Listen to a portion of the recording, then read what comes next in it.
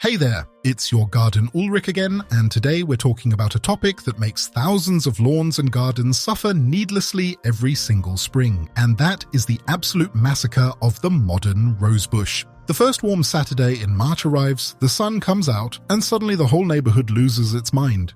You hear the garage doors opening, the rusty clippers coming out of hibernation, and people start hacking away at their garden beds like they are trying to clear a path through the Amazon rainforest. They chop, they snip, they tear, and then they stand back, covered in thorns, wondering why come July, their prized roses look like miserable, naked broomsticks with exactly 3 pathetic half-eaten flowers on them. The rose is just standing there thinking, bro, I just survived months of freezing temperatures, I finally wake up and you give me a crooked bowl cut and leave my branches bleeding? Today, we are going to fix this. We are going through the absolute worst rose pruning mistakes that guarantee you get 0 blooms and a fungus factory, plus the exact steps you need to take to stimulate a massive neighborhood-envying summer explosion of flowers. Make sure you stick around until the end, because the last mistake is the one that 90% of you are making right now without even realizing it. The biggest mistake isn't doing too little, it's doing too much, too early, and doing it completely blind.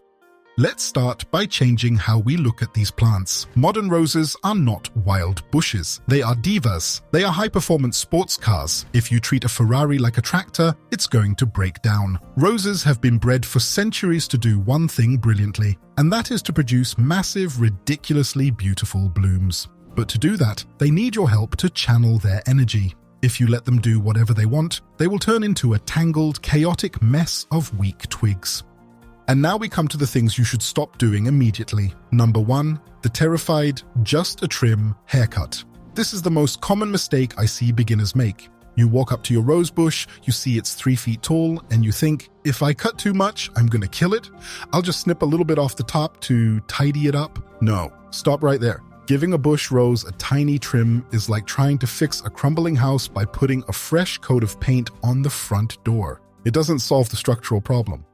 If you just nip the top 2 inches off a cane, the plant is going to push its new growth from the weak, skinny wood at the very top. What happens? You get weak, spindly branches that look like cooked spaghetti, and the moment a heavy rain comes, the few flowers you do get will immediately snap and end up face down in the mud. A rosebush needs a hard reset, not a spa day. You have to be brave. You want to cut down into the thick, pencil-sized, healthy wood. That thick wood is where the power is stored. It's the engine block. You want your new branches growing out of a solid foundation, not balancing on a flimsy twig. Let's get to the second point of what to stop doing. Number 2, using the wrong tools, specifically dull, rusty anvil pruners. Using a dull pair of shears on a rosebush is like trying to cut a thick steak with a wooden spoon. You aren't cutting the plant, you are crushing it. When you use anvil pruners, the ones where a blade comes down and smashes against a flat metal plate, you absolutely destroy the cellular structure of the rose cane. You mash the wood. A crushed stem is basically rolling out the red carpet for disease. It is leaving the front door of your house wide open during a blizzard. Water pools in that mashed tissue, fungus spores land in it, and rot travels straight down the cane, turning it black and killing the entire branch. You must use bypass pruners. Bypass pruners work like scissors, where 2 blades slide past each other. They slice cleanly. Think of it like a samurai sword. A clean cut heals almost instantly. The plant seals the wound and the pathogens are locked out. And please clean your blades with some rubbing alcohol before you start. You wouldn't want a surgeon operating on you with a scalpel they just used to chop carrots. So don't use the pruners you just used to hack away a diseased tomato plant on your prized roses. The third thing to stop doing. Number 3, ignoring the timing. People get impatient. It's February, there's a random sunny day. The soil feels like me at 6 in the morning without coffee. Cold, stiff, and completely unresponsive. But people decide it's time to prune. If you prune a rose too early and a hard late frost hits, all that newly exposed tissue, all those newly activated buds, will freeze, turn black, and die. Now you have to prune again, and you've wasted the plant's stored energy. On the flip side, if you wait until the rose is fully leafed out in May, you are cutting off all the energy the plant just spent weeks pulling up from its roots. You're exhausting the plant before it even starts. So when is the right time? Nature tells you, forget the calendar. Look around your neighborhood. When the bright yellow forsythia bushes start to bloom, that is nature ringing the dinner bell. That is the biological green light. The soil is warming up, the sap is starting to rise, and the risk of a deep, plant-killing freeze has mostly passed. That is your window to act. So, you've waited for the yellow flowers, you've got your sharp, clean bypass pruners, and you're standing in front of the bush. What now? Let's get to the actual masterclass. Step number 1. Remove the 3Ds: dead, damaged, and diseased wood. This is your garbage collection phase. You wouldn't keep a broken, rusted wheel attached to your car just because it's there, so why leave dead wood on a living plant? How do you know if it's dead? It's usually brown, grey, or completely black, and the bark looks wrinkled, like a bad sunburn that's peeling. If you aren't sure, make a tiny scratch on the bark with your thumbnail. If it's bright green and wet underneath, it's alive. If it's brown and dry like an old cigar, it's dead. Cut it out, all of it. Cut it all the way down to the base. Don't leave little 2-inch stumps. Those stumps just die back anyway and become luxury condominiums for pests. Remove any branches that are broken, rubbing against each other, or showing nasty black cankers. We are stripping the bush down to only the absolute healthiest, most vigorous canes. You want the greenest, thickest wood remaining. Step number 2, clearing out the center to build the wine glass. This is the secret to stopping fungal diseases before they even start. If you look at a rose bush that has never been pruned properly, it looks like a bird's nest. Branches are crisscrossing everywhere, pointing straight into the middle of the plant. A crowded rose bush like that is like a packed subway car in the middle of summer with no air conditioning. It gets sweaty, it gets damp, there is zero airflow, and everybody gets sick. In the garden world, that sickness is black spot and powdery mildew. Fungal spores need moisture and stagnant air to germinate. They wake up in the damp spring morning looking for a sweaty, unpruned rose bush to turn into their own personal resort. If your bush is an impenetrable thicket, the morning dew never dries. You have to open the windows. You want to prune the bush so that it looks like an empty wine glass or a bowl. You want the center completely open. If a branch is growing inward, pointing toward the middle of the bush, cut it off at the base. You want the wind to be able to blow right through the center of that plant. You want the morning sun to hit every single leaf and dry off the dew immediately. Dry leaves don't get fungus. It's that simple. By opening up the center, you are physically designing a microclimate that fungus absolutely hates. Step number 3, the precise cut and the magic of the outward-facing bud. This is where the real biological manipulation happens. A rose cane has little bumps all along its length. These are the dormant buds.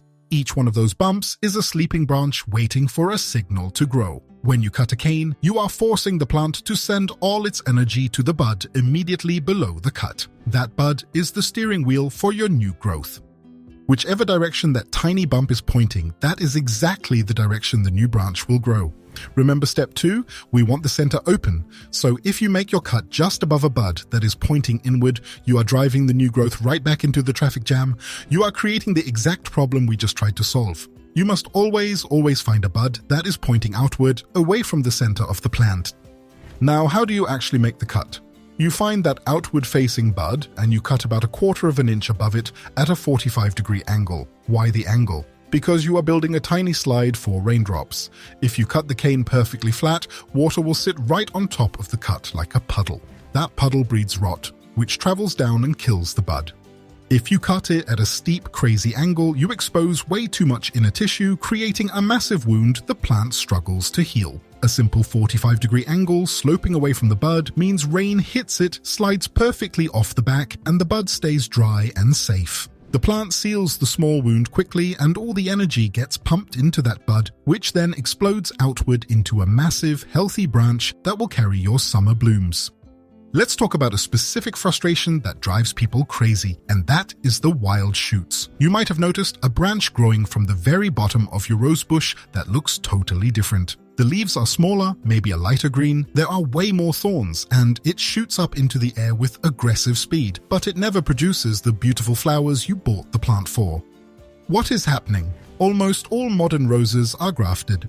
This means the beautiful diva rose you bought was spliced onto the root system of a tough, ugly wild rose. Sometimes that wild root system decides it wants to take its house back. It sends up a sucker from below the thick knot at the base of the plant, which is the graft union. This wild sucker is like a rebellious teenager. It will steal all the water, all the nutrients and all the energy from your beautiful rose, and eventually it will choke out the top plant completely. Now, the huge mistake people make is they just take their pruners and snip that sucker off at ground level. If you just cut it, the root system treats it like a pruning cut. It says, "Oh, you want more of these?" And it pushes 3 wild shoots back in its place. You cannot cut a sucker.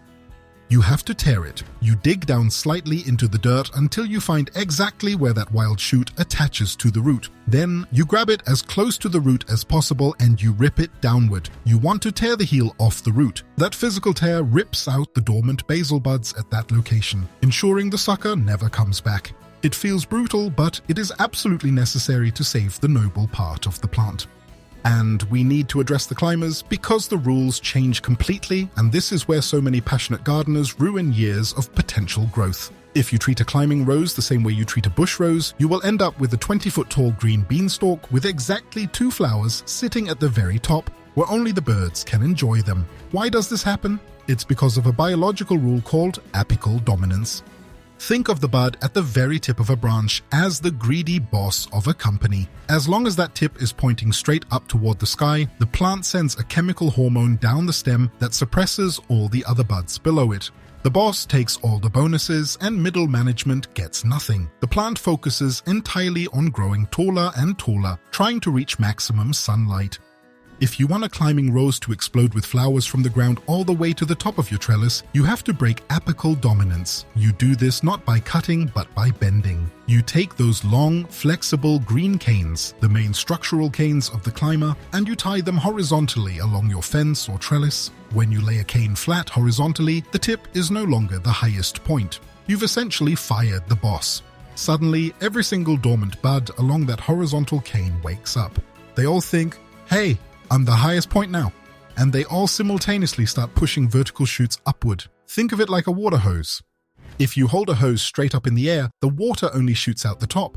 But if you lay that hose flat on the ground and punch 20 holes in it, water shoots up evenly from every single hole. By training your climbing rose horizontally, you are punching those holes. Every one of those new vertical shoots will produce a cluster of flowers.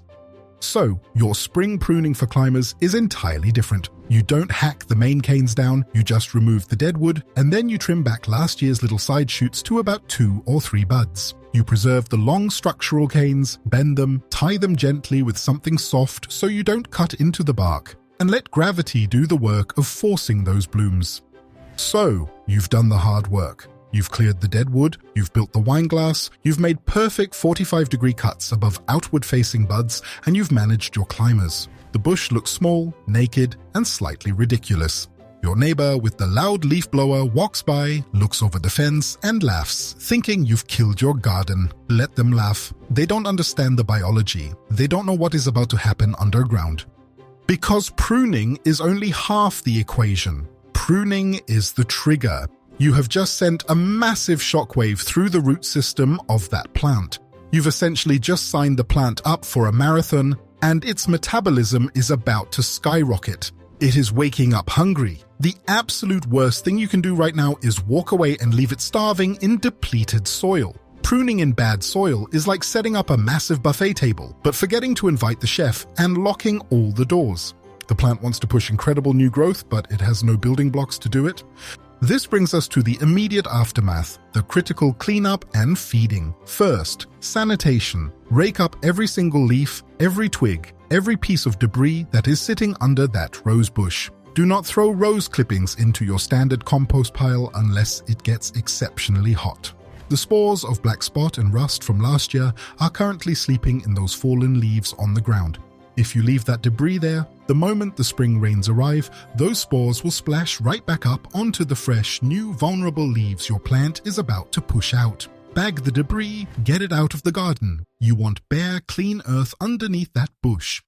Once the ground is clean, it's time to feed. But wait, don't just throw out cheap synthetic blue powder hoping for a miracle. Synthetic fertilizers are like giving the plant an energy drink. It creates a massive, jittery spike of green leafy growth that is actually very thin and weak. Growth that aphids absolutely love to feast on. And then it crashes. We want long, sustained, powerful energy. We want the meat and potatoes. you need a high-quality, slow-release organic rose fertilizer. You want something rich in phosphorus and potassium. Nitrogen pushes green leaves, but phosphorus is what builds the explosive root system, and potassium is what hardens the wood and drives the heavy flower production. Sprinkle it around the drip line of the plant. That's the imaginary ring on the ground where the outer branches reach, not piled up directly against the trunk. Piling fertilizer against the base of the main stem is a great way to burn the bark and invite rot. Spread it evenly like parmesan on a pizza. Then, scratch it gently into the top inch of the soil, being careful not to damage the shallow feeder roots. And finally, the most crucial step that people skip. Seal the deal with a thick layer of organic mulch or compost. A 2 to 3 inch layer of mulch acts like a protective blanket. It regulates the soil temperature so the roots don't panic when the spring nights get cold, it stops the fungal spores from splashing up, and it retains the moisture the plant is going to desperately need when it starts pumping water up into those new canes. But again, keep the mulch a few inches away from the actual base of the canes. You want the canes breathing, not suffocating under a pile of wet wood chips. If you follow this exact blueprint, you are no longer just guessing. You aren't hacking blindly. You are working with the plant's natural biology. You are removing the weak disease traffic jams.